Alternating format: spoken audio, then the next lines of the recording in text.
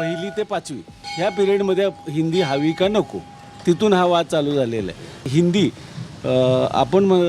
असं इम्प्रेशन झालं आहे की हिंदी ही राष्ट्रभाषा आहे म्हणून ते कंपल्सरी करतात.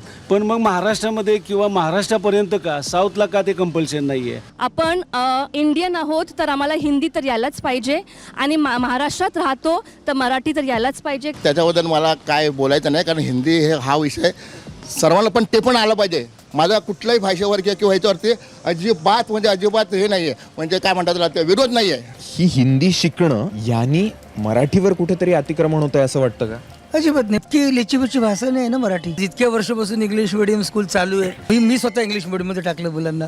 म्हणजे तर त्यांचं मराठी भाषेवर किंवा त्यांचं ज्ञान मराठीबद्दलचं कुठेही कमी झालेलं नाही. जर तुमची शाळा महाराष्ट्रात असेल तर मराठी त्याच्यात एक विषय असलाच पाहिजे.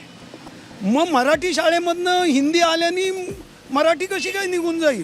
माझ्या मते भाषावाद करू नये आणि जास्तीत जास्त आपल्या या यंग पोरांवर, लहान मुलांवर फोकस करावा की ते जास्तीत जास्त भाषा शिकतील.